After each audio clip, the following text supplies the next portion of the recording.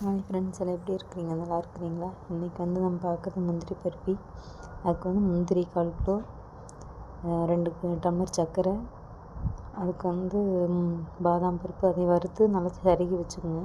ஒரு பாத்திரத்தை வச்சு 2 டம்ளர் சர்க்கரை போட்டு அதுலேயே ஒரு 1/2 டம்ளர் தண்ணி ஊற்றி நல்லா கம்பி பதம் வர வரைக்கும் நல்லா கிளறிட்டு நம்ம வந்து அந்த முந்திரி அரைச்சி வச்சுருக்கிறது இதில் வந்து போட்டு அந்த கம்பி பதம் அந்த சர்க்கரை பாவில் போட்டு நல்லா கைவிடாமல் கிளறிட்டு அதில் வந்து நெய்யும் அந்த முந்திரி பாதாம் பருப்பு சருகி வச்சோம்ல அதையும் கலந்துக்கலாம். பாதாம் பருப்பு தேவைன்னா போட்டுக்கலாம். நல்லா கைவிடாத கிளறினா அடி பிடிக்காது, இது திரண்டு வர மாதிரி இருக்கணும். அதை வந்து ஒரு தட்டத்தில் நெய் தடவி வச்சு நம்ம அந்த தட்டத்துக்கு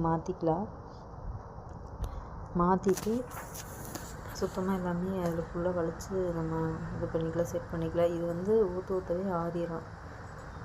நல்லா ஃபுல்லாக நெய் தடவின பாத்திரத்தில் ஊற்றி மேலேயும் கொஞ்சம் நெய் வச்சு தேய்ச்சிக்கலாம். நெய் தேவைன்னா தேய்ச்சிக்கலாம்.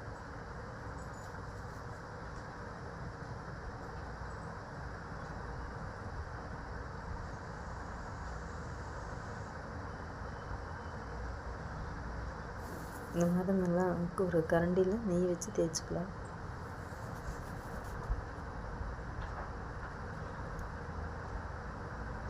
கரண்டியில் இருக்கிறதெல்லாம் வலித்து அதுலேயே இது பண்ணிக்கலாம்.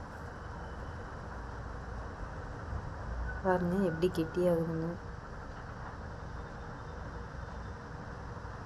இது மாதிரி நல்லா தேய்ச்சி விட்டுக்கலாம். தேய்ச்சி விட்டதுக்கப்புறம் நம்ம வந்து அதை ஒரு கத்தி வச்சோ இல்லை ஏதோ ஒன்று வச்சோ நீங்கள் கீத்து மாதிரி போட்டுக்கலாம்.